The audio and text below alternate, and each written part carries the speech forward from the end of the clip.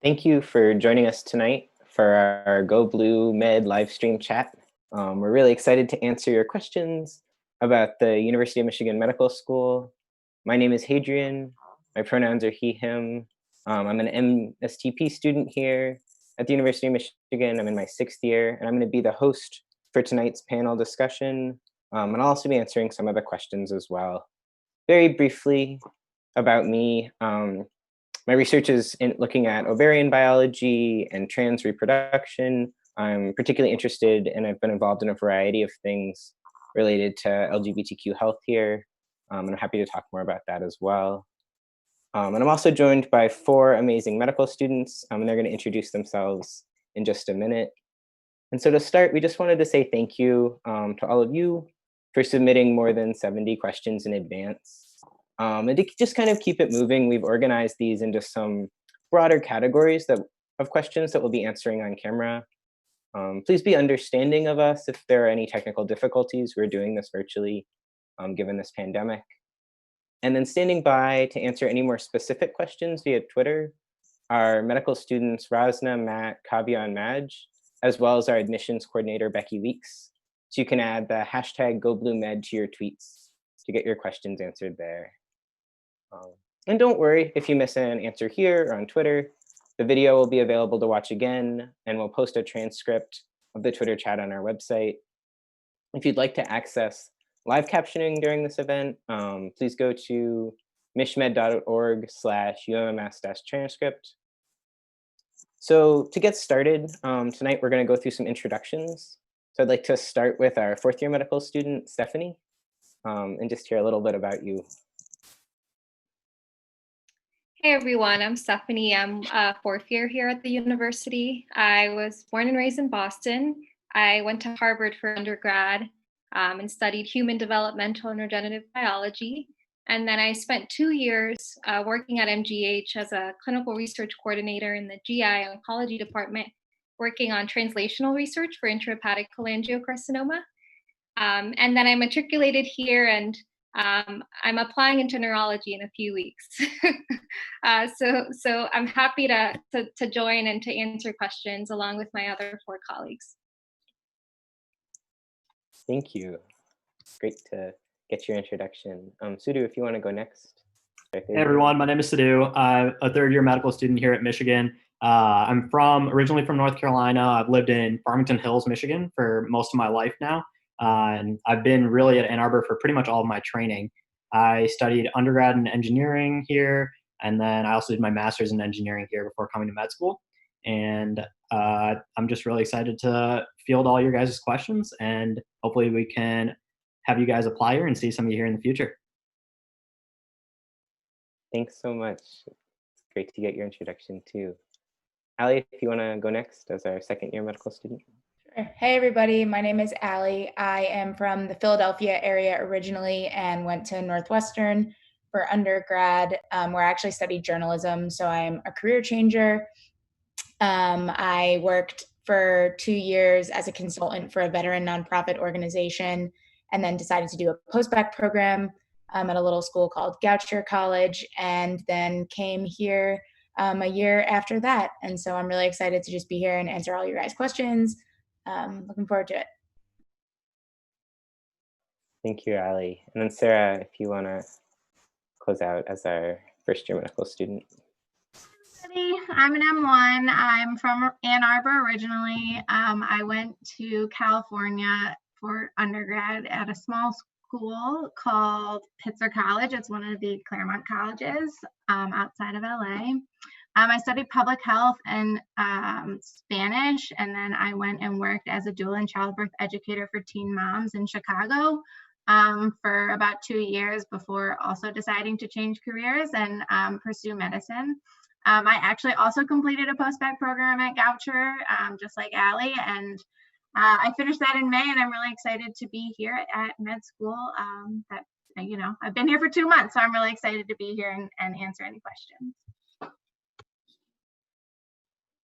Thank you all for the introductions. It's such a fun and interesting panel we have tonight, so I'm really excited. I was going to sort of go ahead and get started with our first question, and this one's admissions related. And it's what's something you wish you'd known before or during your med school application process?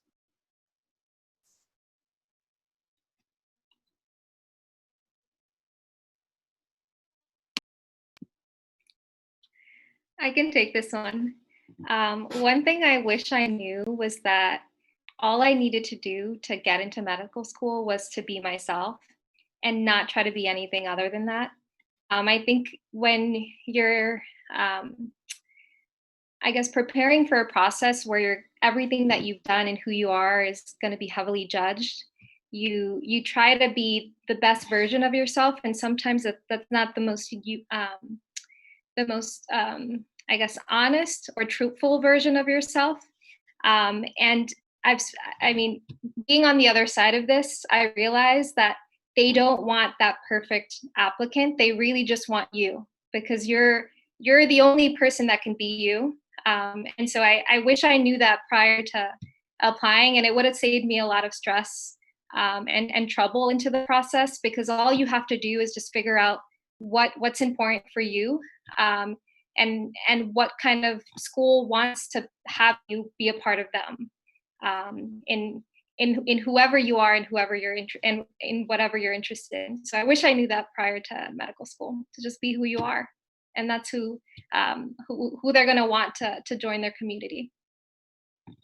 And just kind of building off of that, I think there's really like no single one thing that's going to get anyone into med school. I think Michigan in particular, they look at like each applicant holistically for sure, and they want to see what you've done and like how you've grown as a person from what you've done, even if some things haven't worked out for you and some things have.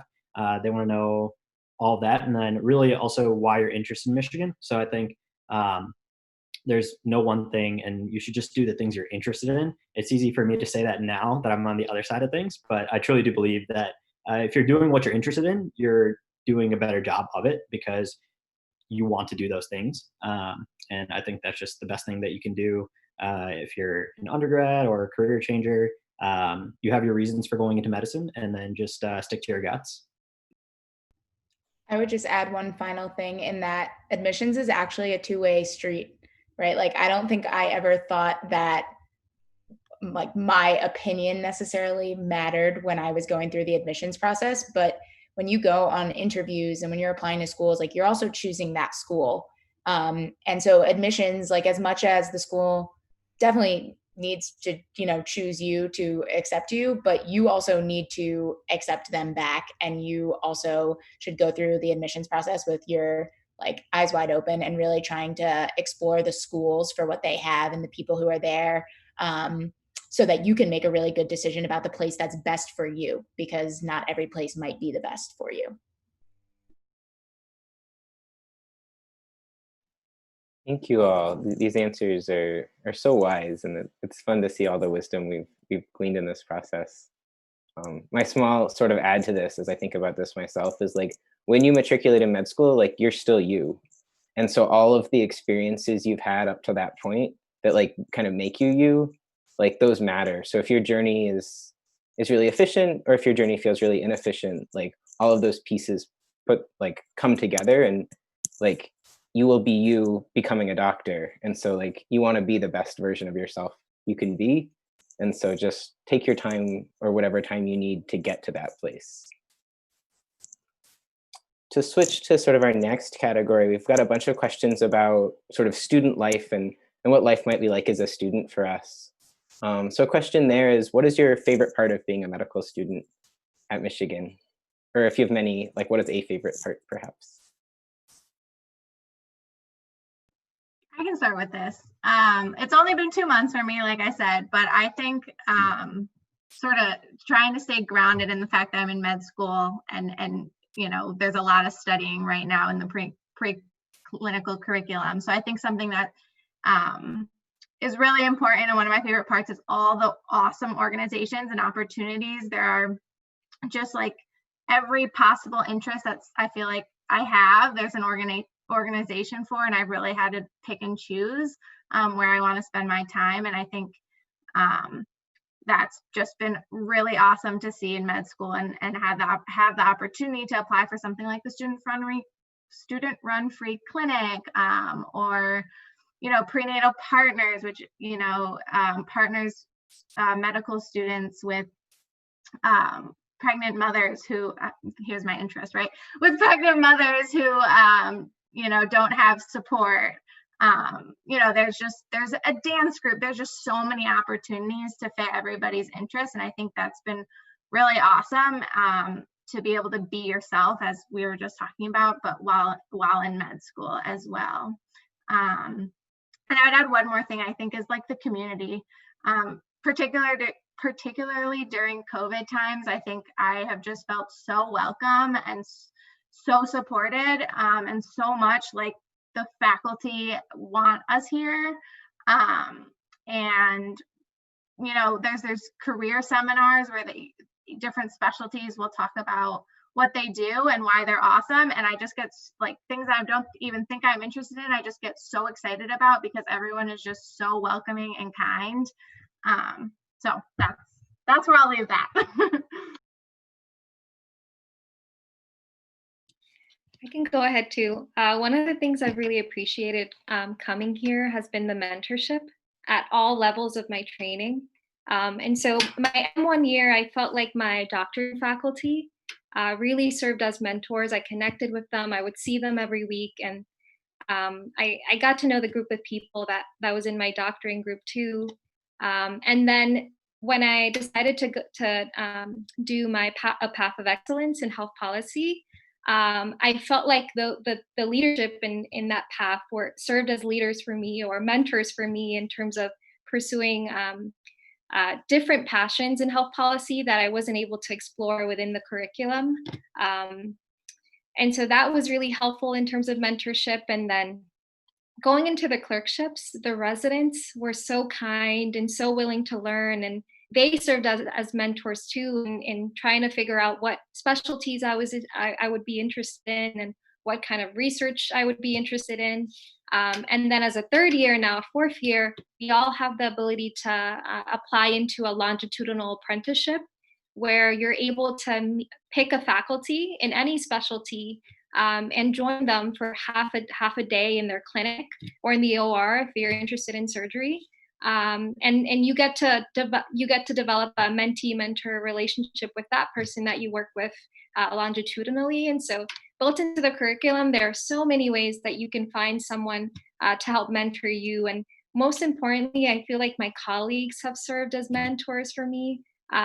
Everyone, well, I guess maybe not everyone, but mostly everyone that I've met has inspired me or taught me or helped me along the way. And so at every level of my time here, I feel like I've met a lot of mentors, and in many ways, I guess I've also mentored others below me. And so I've really appreciated that during medical school.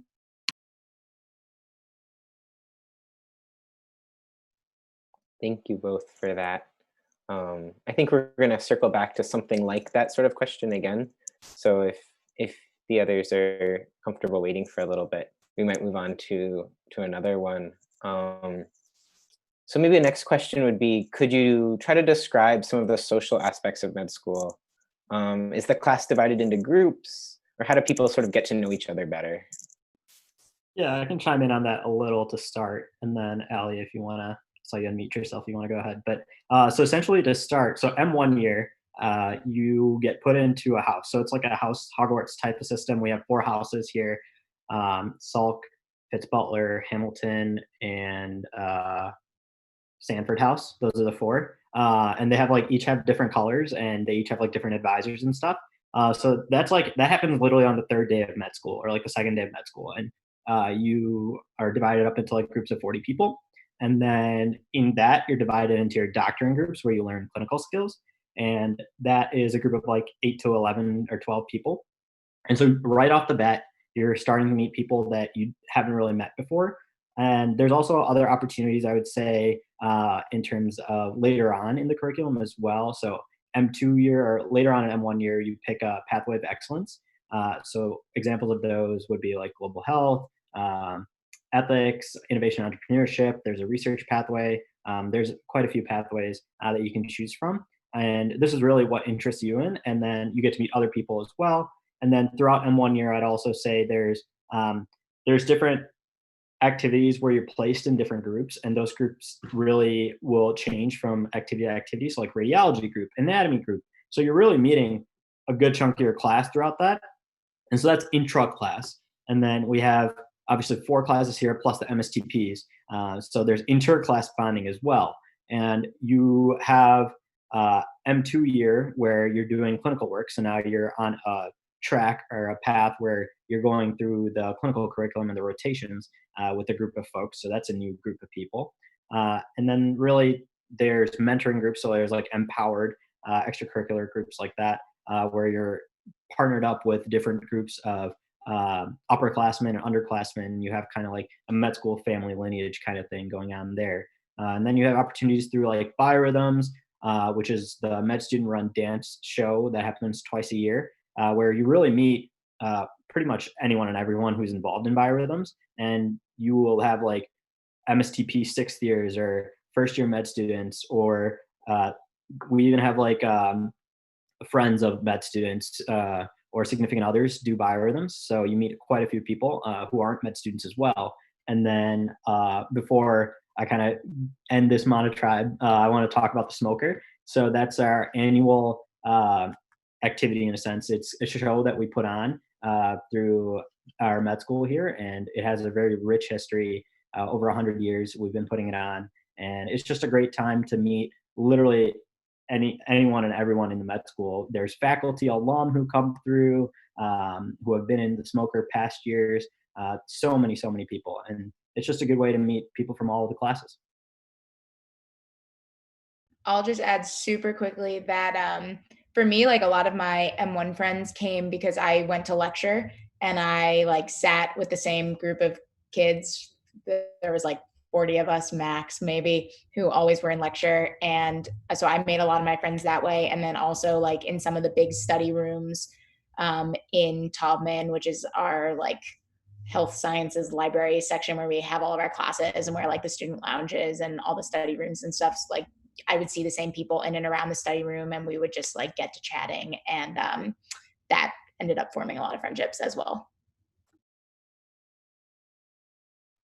Thank you both for that. I feel like we covered a lot of the different ways we build community and we organize our community, and I'm sure there's even many more. But I think there's a lot of different ways for that, and that you have close friends, and you also have people that you've just like shared space with and become really good acquaintances, and that can be really valuable too. To sort of build, so the next question is, how do you handle work-life balance? And do you still have time to hang out with your friends, exercise, travel, things like that? I can start on this one. So I think one of the biggest things that was really important to me coming into med school, I guess 2 things, was like my exercise routine, like wanting to maintain that. And then also I have a long distance partner who's in California. So also a 3-hour time difference, which is a lot and can get complicated. So making time to like talk with him, but also making sure I had enough time to do my schoolwork and then exercise and like make friends here and do whatever activity I was a part of. It was definitely overwhelming at first. And I think the first few months was me trying to kind of like find a groove. And I'm not going to say that it's going to happen overnight and immediately, but I think as time goes on and you get more comfortable in your study routine and where you feel like you can take more breaks, and where you feel like, okay, you know, I understand this material well enough to where I feel comfortable with it, and I'm going to pass my quizzes and exams, that you can like start to add in more things that were maybe outside of your original like 3 major focuses.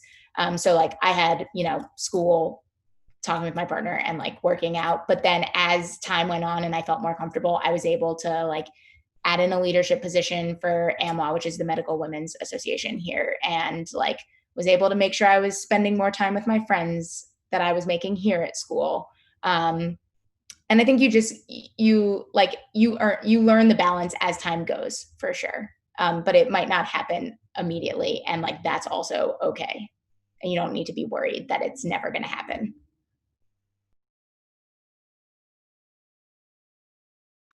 I would just add really quickly that I have been very pleasantly surprised by how much of a work-life balance that I feel like I have. I was very much expecting, because I think everyone was telling me that I wasn't, med school is hard, you're not going to have a life, all you're going to do is study, which to a certain extent is true, right? All I do is study and talk about med school. But on the other hand, I feel like I really do have time to go have dinner with friends during the week, I went up north for a weekend a couple weeks ago because I knew it was going to get cold. So I just, I feel like, again, it's learning this balance, and it's sort of how the pass-fail curriculum, I think, is really important and really crucial to sort of allow the work-life balance. And I've really sort of tried to embrace that. And I think I'm extremely happy and feel like I have, at this point, I feel like I would like a little more balance, but that it's definitely better than I was expecting. So I think it's definitely possible. And, I'm looking forward to making it even more possible.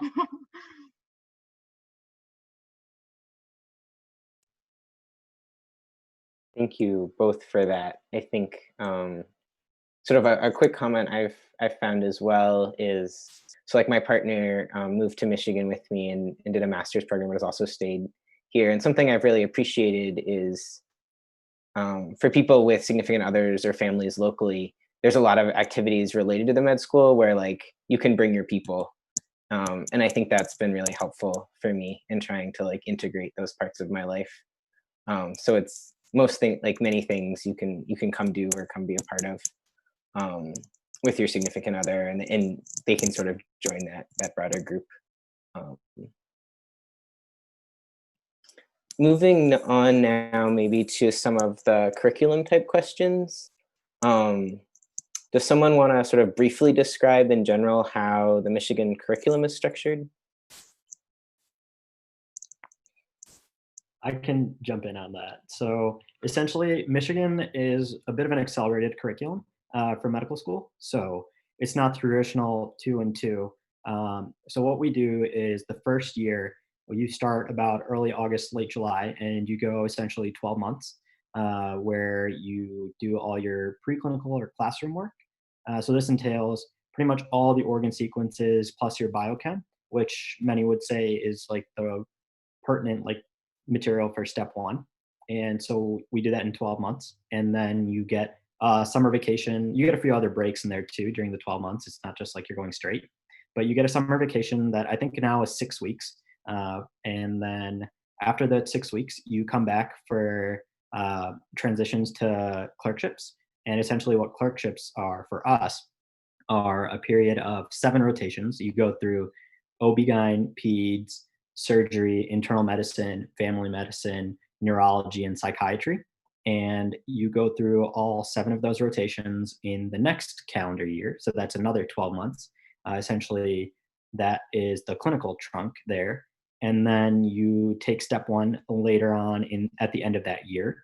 And after step 1, you return and you do a 2 or month-long sequence of transition to branches. And after that, you're considered a branches student. And essentially what you're now on the latter half of medical school now. So this would be middle of your 3rd year, early 3rd year. And at that point, you would be doing rotations that you're interested in. There's a few requirements. You have to do an ICU rotation, you have to do an emergency medicine rotation, and you have to do a sub-internship rotation in a field that you're interested in. But there's a lot of flexibility. You can choose quite a few electives, and you can even create your own elective. I know this past year, one of my friends, she created an elective in veterinary medicine. And so she had a fun time really exploring that. Another one of my friends created an elective in aerospace medicine. So you can really branch out in your interests and work with faculty members. And there's also a good amount of time to do research as well if you're not MSTP. Or branch off and do a dual degree. That's when you would do your dual degree, is during kind of intermittently a year during the branches. And then you come back, and towards the end of your 4th year, or the beginning of your 4th year, September timeframe, you start to apply for residency. And then you do your interview months, and then you come back about in the last few months of med school, you do a residency clerkship, residency prep course. RPC is what we call it, and that kind of just helps prepare M4s for residency. So, and then you have graduation, and then you are an MD. Thank you for taking us through that journey. I think you got us. You really covered all the bases there. I think maybe while we're still there, sort of thinking about some of the end of the branches, maybe for our two students who sort of are in the branches at this point or have ventured that far. If you want to comment on any thoughts about maybe the flexibility, if you're doing a dual degree, or if you have like a favorite elective in the branches. Yeah, I took neurology during my second month of my second year, so I knew very quickly, or I decided very quickly on the specialty I was going to pursue. So I realized that the branches would be an opportunity for me to do everything I wouldn't be able to do in residency. So I started off with emergency medicine because I wanted to be exposed to it before making the decision. And then I thought it'd be interesting to do interventional radiology because I feel like it's an emerging field that we don't get a lot of exposure to. So I took that elective next and fell in love. Almost convinced myself that I wanted to do it. Neurology won that battle, but I feel like the branches has been an opportunity for me to expose myself to specialties that I wouldn't have, just because I have the flexibility to. And outside of the requirements that were mentioned earlier, there's like, man, there are maybe 9 to 10 months of elective time where you can literally do anything you want. This month I'm in a cardiology sub-I, but last month I took a neurology research month and was able to do research with one of my mentors. I've done infectious disease, a subject I've been terrified of, but after the elective, I feel a lot more comfortable. I've been able to do neuroradiology. Like you can literally do anything you want.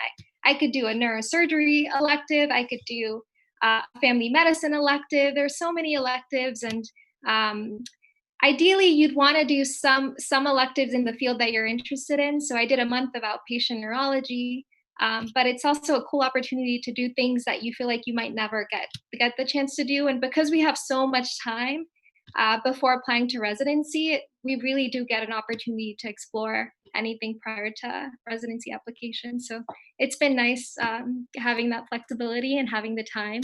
And there are hundreds of different courses, hundreds. You can do anything you want. And like mentioned before, you can make up an elective if you don't find something that, or you're interested in something, but it's not available. So it's a pretty awesome time, I think. And I just wanted to add on to that. You can take online courses. There's a few 2-week online courses. There's one required one on opioid best practices, and then there's a few other ones. And then you have 2 months of vacation, I believe. And so you can build your vacation time around when things are happening in your life and what's important to you. So if there's like a wedding or you want to visit a family member that kind of lives farther away, you can really pen in your vacation time and then make time for the things that you love to do as well. Thank you both for the description of the branches. Maybe a question that's probably best suited to Stephanie, but do you feel like with the clinical training during the branches, do you feel prepared for residency in this process? Not that you're about to start, but that you're looking toward that. Oh, sorry, hold on one sec.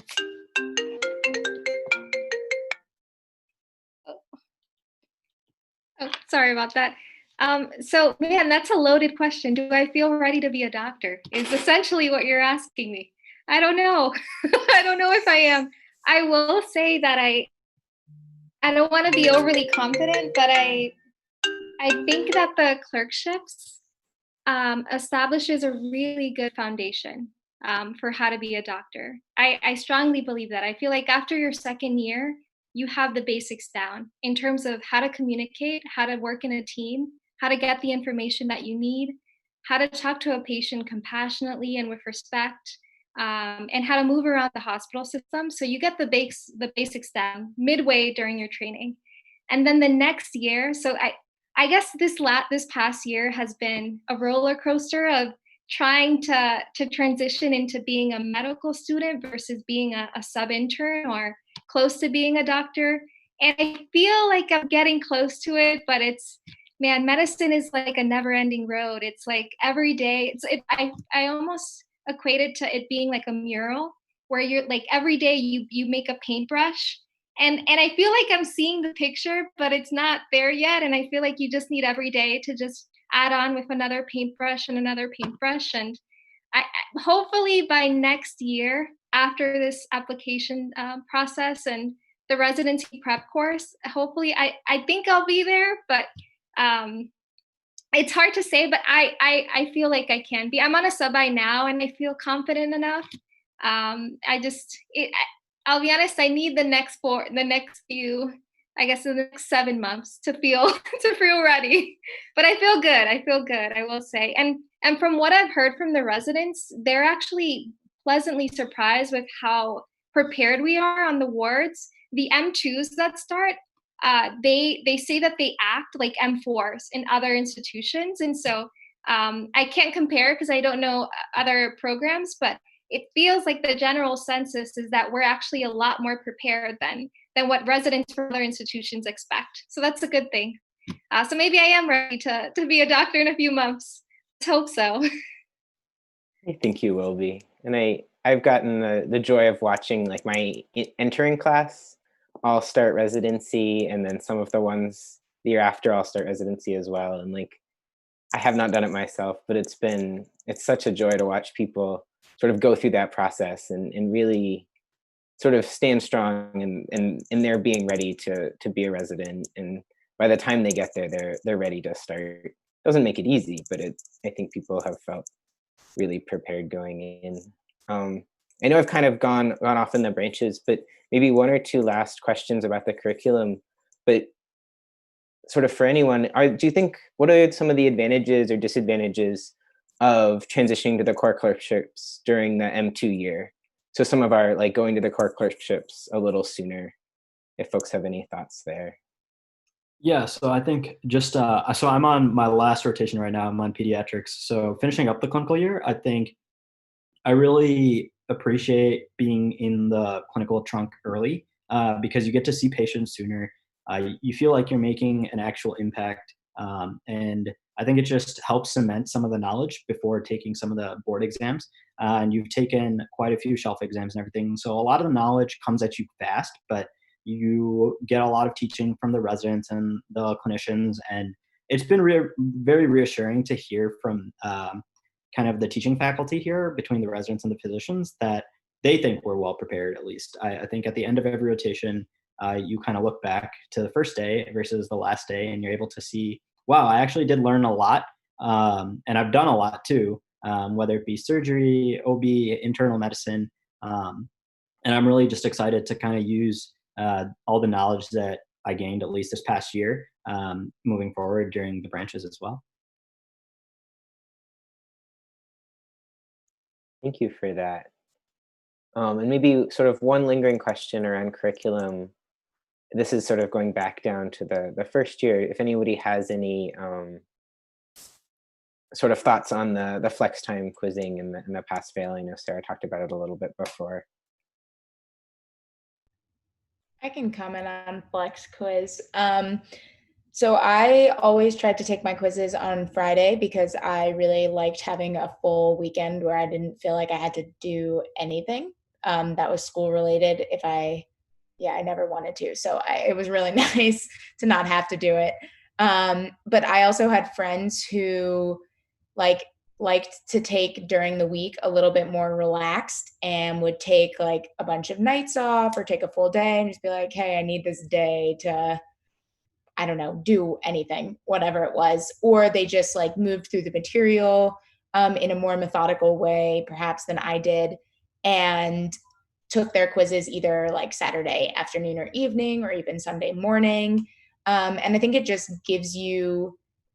it basically just allows you to manipulate your schedule more and take like however you like to work best. The flex quizzing allows you to do that. And if you like having, your 2 days off fully, then you can do that. If you like, spacing things out more and being a little bit more leisurely, like during the week, then you can also do that. And I think that was something that I really appreciated, because even though I would always and then the other thing was like, even if I always wanted to try and take the quizzes on Friday, like if I felt, Friday rolled around and I was like, no way, I don't feel good about this. Like, I'm not confident enough in the material, or, I could use like an extra few hours, then no sweat off my back and just like get up Saturday, review for an hour or so and then like go take it. So I think that was a really nice thing, whereas like I could plan for one thing, and if something came up and I needed to change my schedule, or that I didn't feel good about it,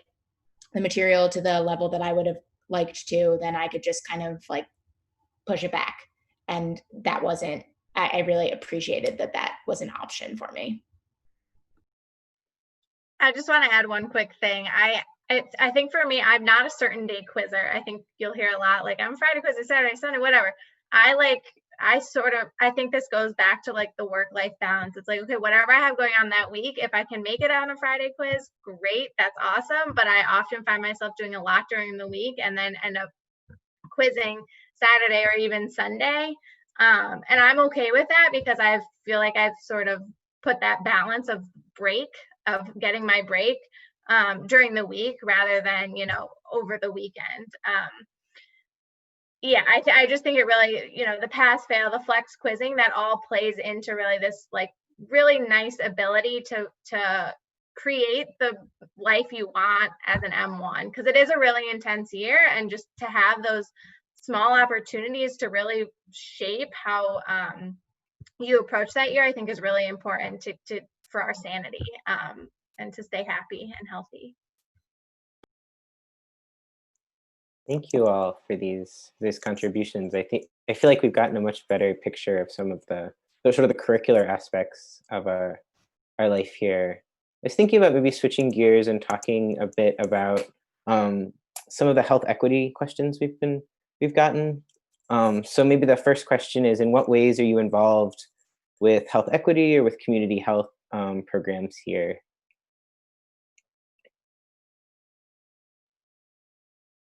So I can talk a little bit about that. So M1 year, I was part of the University of Michigan Student Run Free Clinic, and it's essentially a free clinic that is run by students for the community in Pinckney, Michigan. And we rent a little space there, and we go there every Saturday, and we partner with the nursing students and faculty to help staff our clinic on Wednesdays as well. So twice a week.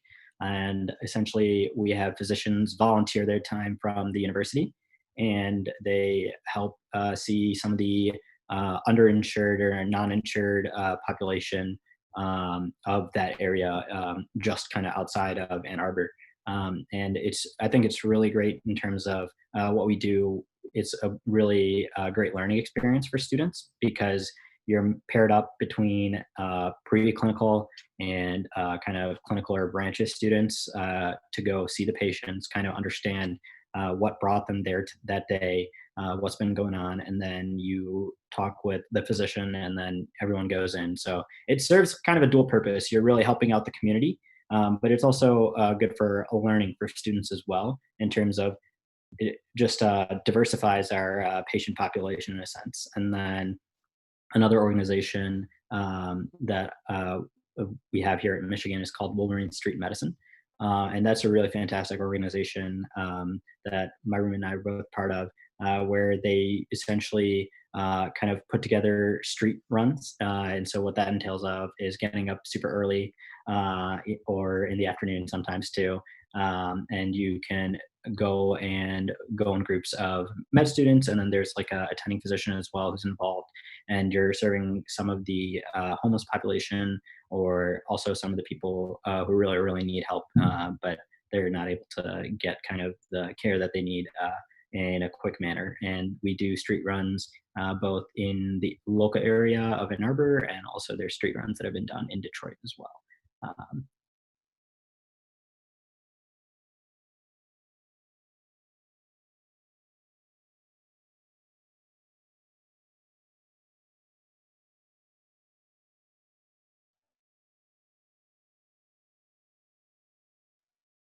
another question that's sort of related, but also sort of factors into one of our sort of our support category, um, is how has the University of Michigan responded or University of Michigan Medical School responded in the wake of the murder of George Floyd?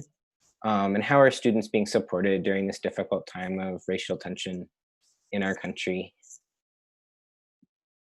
Yeah, I can take that one. I think all of us, not just the Michigan medicine community, but everyone um, was astonished and emotional and shocked and didn't know how to react after the murder of George Floyd. And it was a hard thing to go through during medical school for all of us. But I think the response from the medical school, which was predominantly led by student groups, predominantly the Black Medical Association, was both swift and timely. Immediately following the death of George Floyd, emails going back and forth, support systems were aligning themselves. Several initiatives were rolled out pretty quickly. The first was a lecture series called Conversations on Being Black in America that involved almost weekly discussions with lawyers. We had the chief of police talk about community policing. We had Capitol Hill staff talk about health policy can help shape social justice and health policy reform. We had a lawyer talk about law and policy and why some things are allowed to happen and how we can change that. We've had discussions on voting, discussions on health policy reform. So a lot of it has been about teaching and informing the community about ways to get involved and to do something about what's going on. We also had a student-led initiative that that's somewhat of an action committee that's involved in several initiatives to try to change the culture of medicine. And one of those initiatives is a research initiative surrounding race-based medicine and what things Michigan medicine and other health systems are doing that are racially driven, such as a GFR, stratifying GFR based off of Black and white. Or stratifying the risk of UTI in young girls, whether you're Black or white. And so those kinds of practices, they're trying to dismantle or at least understand why those things are still in practice. And then predominantly the M4s that are a part of the global health pathway, they created an anti-racism discussion group that meets twice a month, where we've talked about Black feminism and Breonna Taylor. We've talked about COVID-19, racism and discrimination and xenophobia. We've talked about DACA and immigration policy. And so there's been a lot of trying to understand what's going on in the world and how we can help. And then maybe a week after George Floyd's passing, the Black Medical Association hosted a virtual silent protest where medical students were able to share their experiences with racism, with being Black at Michigan Medicine, medical students, residents, as well as faculty. And we also had the pathologist who did the second look at George Floyd's autopsy. So she did the second autopsy and concluded that he didn't die from natural causes, but rather from the circumstances of his arrest. And so Michigan, I think, has been supportive in all of these initiatives. One in particular where I felt like the school and the Michigan Medicine Administration was really supportive in was the Black medical students wanting to distribute Black Lives Matter pins and getting a little bit of backlash from some members of the community within the hospital system. The school swiftly sent out an email and informed everyone that it was entirely reasonable and justified for the Black medical students to distribute the Black Lives Matters pins because it wasn't a political propaganda, but rather something that Michigan Medicine openly supports and finds to be related to their goals of equality and justice and social justice. And so Black Lives Matter here isn't political, it isn't stratifying, it's just a fact, and it's something that everyone embraces wholeheartedly. So I think I think in general, the students have done a great job in responding to a lot of the deaths and the tragedy that we've seen lately. And the school has been 100% supportive in all of those initiatives. So. Thank you, Stephanie, for sort of all of that response and how many of the incredible initiatives that have been done and that you've participated in and covered. I think I've gotten a chance to participate in the anti-racism discussion group. There was also, I don't think you mentioned, there was like a, very recently there was a Caring for Communities of Color conference that was put on that was really incredible. So it's a real honor to, I think, to see some of the innovation and creative ideas and supportive responses that have come out of some of our sort of student-led initiatives and some of the ways that those really have grown and blossomed and hopefully helped us to be the best version of who we can be as a school. Can I just add something really quickly, Hadrian? I also work with a transplant-related research group that spans like undergraduate students at Michigan all the way up through like residents, fellows, and attendings. And after everything that happened, the murder of George Floyd and Breonna Taylor, and our like research group basically mobilized and was like, how can we put like all of our research efforts into looking at disparities in care in like the field of transplant. So I think that I can imagine that that's probably happening in a lot of other areas of the hospital among physicians who are like starting to, direct a lot more of their research like in that way.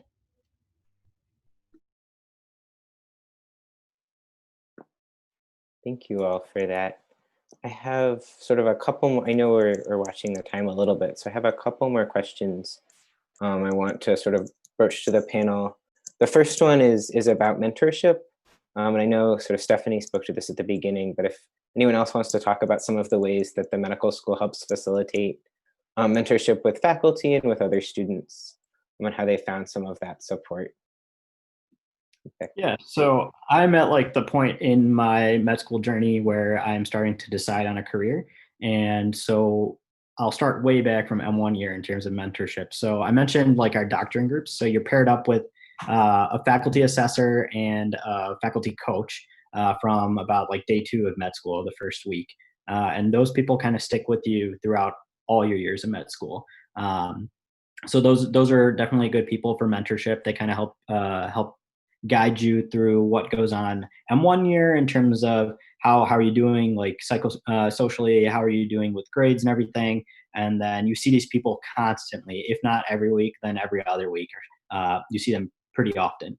And then the second year, in terms of mentorship, you work a lot with different residents and different attendings. And we have a few different opportunities for student-led mentorship as well, where you have kind of near peer advising. And what that essentially is you have a group of clinical students who are M4s or M3s who will advise you during your curriculum and during your required clinical curriculum during your second year. And then you also have your doctoring faculty as well, who you can reach out to pretty much at any time. And you have some required meetings that you have to have with them as well.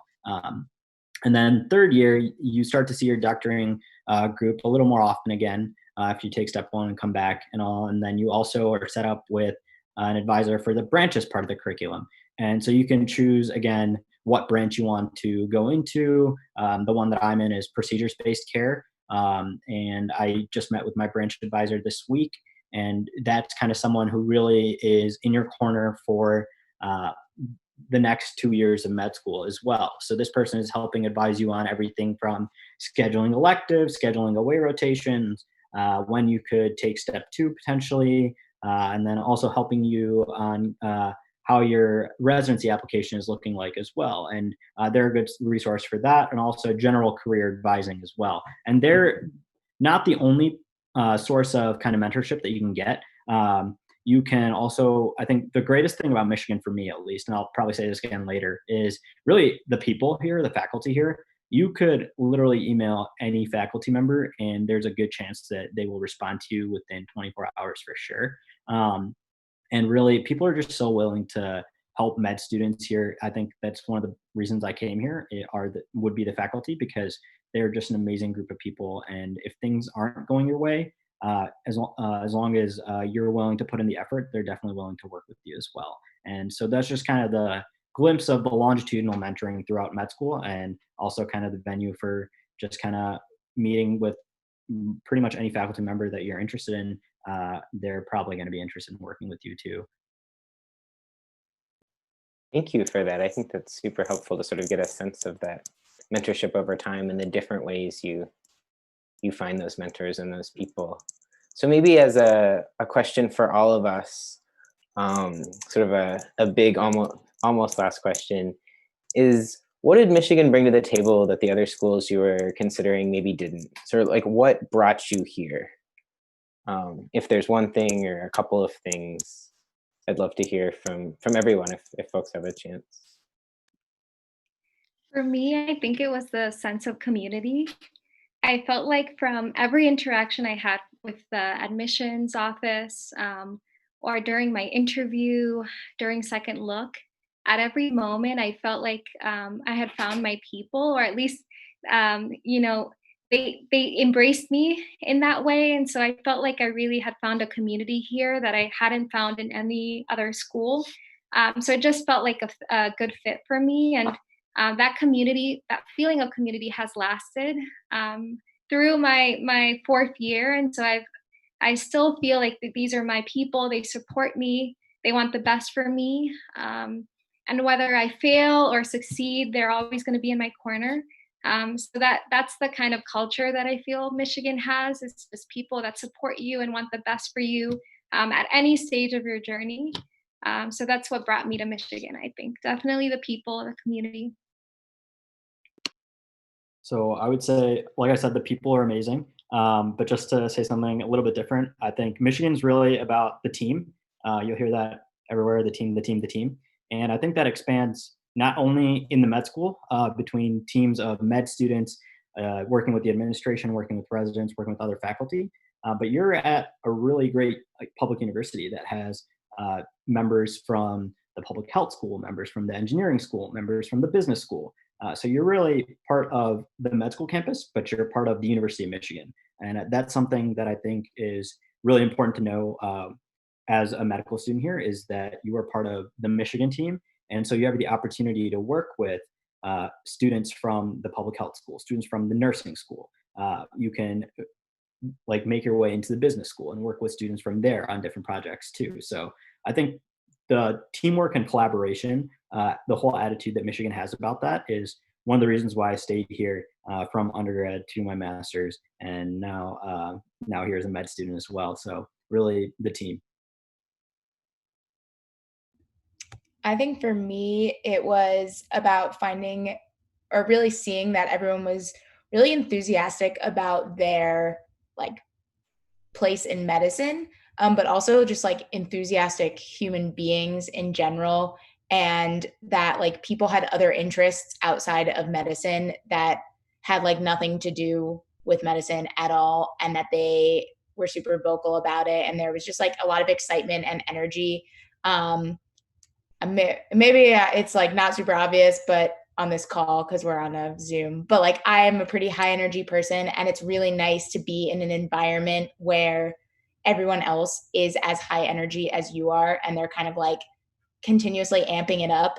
And that was what I felt on my interview day and on like second look here, and like pretty much consistently throughout my first year, and like now into the 4 weeks of this transition to clerkship period. And like everybody that I've worked with here just like has that energy and the like passion and the drive that is like medically related, but also just like human fun, like personal life related as well, which was really important for me.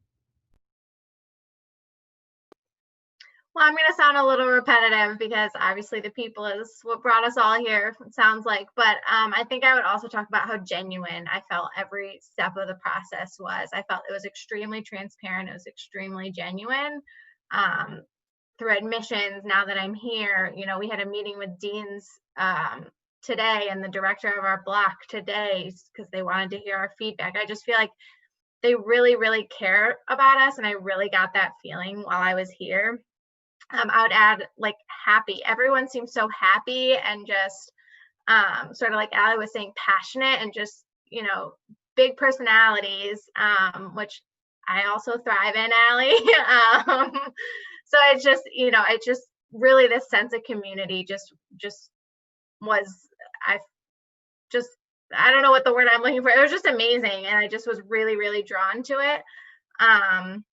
And I would add also, like, for me, I'm a hands-on learner. And so really having the opportunity to get into the wards early and get that hands-on experience early, not that you're not getting that your first year, you definitely are in your preclinical as well, especially through the doctoring course. But I think for me, that was also a really enticing part of Michigan, was that they want you to get that hands-on experience early on. And they know how intense that makes the preclinical curriculum. And they're really supporting you through that the whole way. So the support, the collaboration, the happiness, it all just really shined through.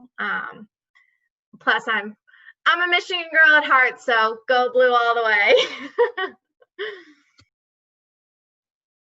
Thank you all for those answers. I feel like I echo all of those sentiments. I think to keep from being quite as redundant, maybe the one other piece for me that stuck out is I knew I was signing on to quite a few years here.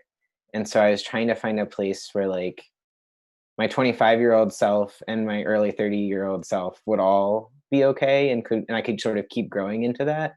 And I really think Ann Arbor and Michigan and our medical community is that place, is the place where something that's really nice is like somebody has done, like anything I might imagine doing, someone has already done in our med school. We have a pretty broad age frame of people, and people have done a whole variety of different things. And so there's a lot of wisdom of people around to sort of, you're not like, you may pave a path, but a lot of paths have already, other people have walked along. And so I think as I was imagining this space, I think that was really helpful for me. So thank you all for sharing. I just wanted to sort of open up if there's anything else anyone wants to mention before we wrap up for the evening. I wanted to put in a plug for peer support advocacy. It's a group of students in the med school that act as support for anyone who's going through mental illness or struggling with mental wellness. We have a paging system that's 24/7. So if anyone's struggling or needs to talk to someone or just wants someone to listen, that's available. You can always page, and you'll always have either an M1 through an M4 there to speak with you and to talk through things. And so I want to just put in that plug because mental wellness and mental illness are important topics, and something that's especially important once you start medical school. So you have to find ways to incorporate wellness into your lifestyle as best as you can.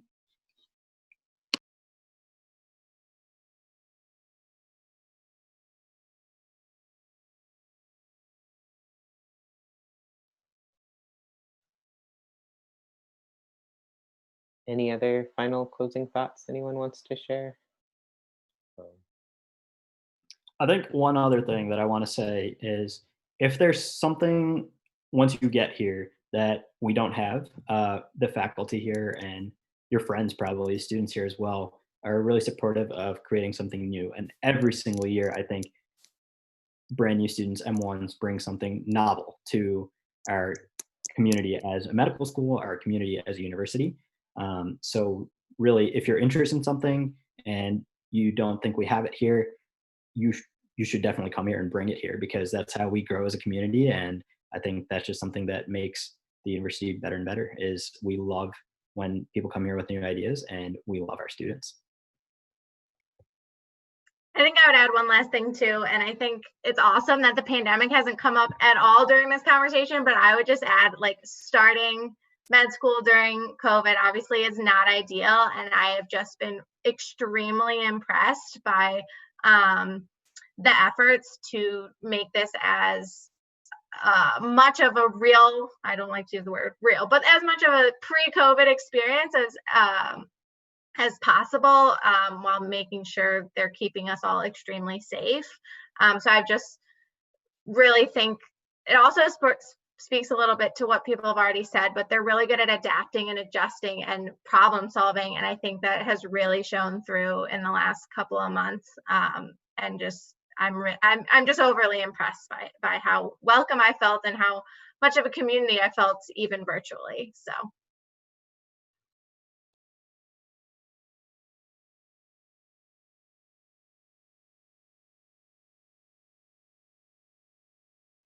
Thank you all. I think this is a point where we're going to close for tonight. I think that's probably what we have time for. I hope you're able to answer all your questions, maybe give you some of a sense of what it's like to be a medical student at the University of Michigan. And we really appreciate your interest in our school. And thanks for watching, and we wish you all the best. So have a wonderful night. Thank you all for being here.